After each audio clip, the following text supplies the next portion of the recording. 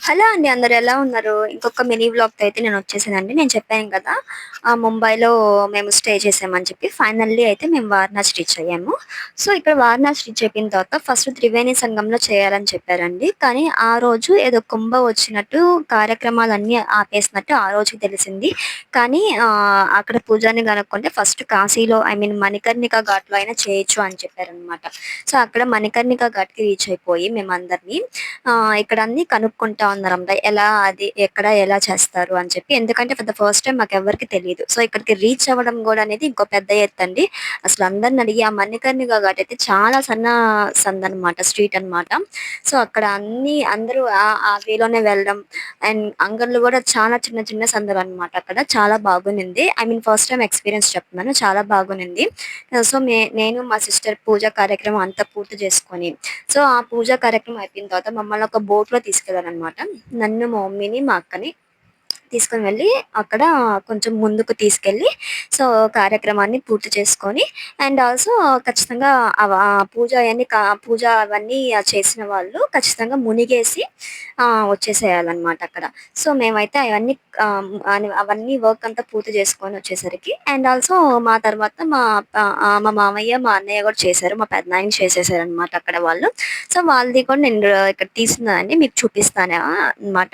And తర్వాత మా అత్తమ్మ, మా హస్బెండ్ గూడా చేశారు మావయ్య కోసం. అండ్ ఆల్సో ఇక్కడ ఇవన్నీ ఒక ఎత్తయితే అండి. మణికర్ణిక ఘాట్‌కి మనకి వెళ్ళే వే ఉంది. అమ్మ అది అది నాకైతే అసలు సూపర్ అనమాట. లైక్ ఫస్ట్ టైమ్ ఎక్స్‌పీరియన్స్ కానీ కొంచెం విసుగుబడినట్టు అనిపిచ్చింది. ఎందుకంటే అక్కడ ఫస్ట్ టైమ్ కాబట్టి ఎవరికీ ఏం తెలీదనమాట. ఎలా వెళ్ళాలి?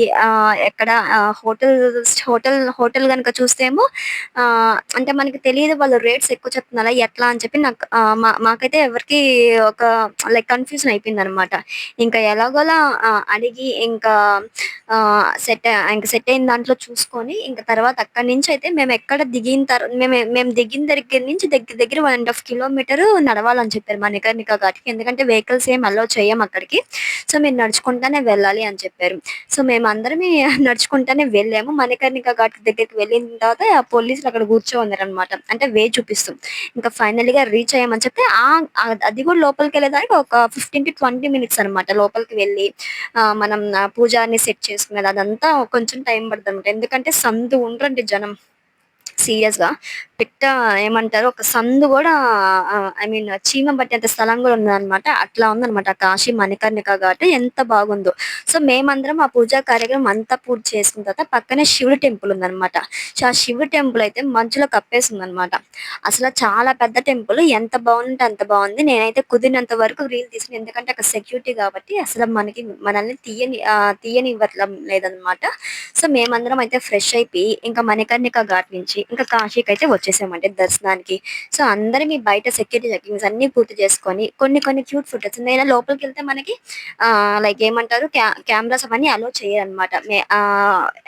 అండ్ ఆల్సో హ్యాండ్ బ్యాగ్స్ గానీ ఏమి అలో చేయరు. నా దగ్గర డైపర్ బ్యాగ్ ఉన్నా గూడా please go and put it back అని చెప్పారనమాట. పెట్టేసి రండి అని చెప్పారు. అంత స్ట్రిక్ట్‌గా ఉంటున్నారక్కడ. సో, మేము వెళ్ళేసి మళ్ళా రెండోసారి దర్శనానికి కలుసుకున్నాం అనమాట. ఈలోపు మా పేరెంట్స్ వెళ్ళి దర్శనం చేసుకుంటా ఉన్నారు. చాలా పెద్ద టెంపుల్ అండి. చాలా పెద్ద టెంపుల్. ఎక్కడో ఇన్‌పుట్ ఉంటే మనం బయటకొచ్చేది ఇంకో ఎత్తనమాట. అసలు చాలా చాలా అంటే చాలా బాగుంది. చూస్తున్నారు గదా! ఇక్కడి వరకైతే నేను క్యాప్చర్ చేయగలిగానండి. అండ్ ఇక్కడ మా అక్క వాళ్ళు కానీ కొన్ని ఫోటోస్ అయితే తీసుకుంటున్నారు.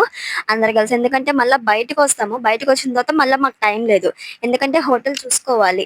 హోటల్ చూసుకొని మా స్టేయింగ్ నైట్‌కి ఎక్కడ మళ్ళా అక్కడి నుంచి క్యాబ్ మాట్లాడుకొని త్రివేణి సంగంకెళ్ళాలని చెప్పి మేమందరం ప్లాన్ చేసుకొనున్నాము. ఇంకా అక్కడంత మాకు వీలైనంత వరకు మేమందరం అయితే దర్శనం చేసుకొని ఫోటోస్ దిగేసామండి. చూస్తున్నారు గదా! అండ్ మేము త్రివేణి సంగంకెళ్ళాలని కాబట్టి ఇంక అక్కడి నుంచయితే ఆహ్, ఆహ్, డైరెక్ట్‌గా హోటల్‌కెళ్ళిపోయామనమాట. సో, ఈ శివుడి టెంపుల్‌లో మేము దిగిన క్యూట్ ఫోటోస్ అయితే నేను పోస్ట్ చేస్తున్నానండి. సో, నేను గాని, మా హస్బెండ్, మా పాప అండ్ మా ఫ్యామిలీ వాళ్ళు దిగిన ఫోటోస్ అయితే పోస్ట్ చేశాను. సో, ఈ కాశీ మణికర్ణిక ఘాట్ ఎలా ఉందో అండ్ మా పూజా విధానం ఎలా ఉందో చూసి కామెంట్ చేయండి. Thank you. బాయ్.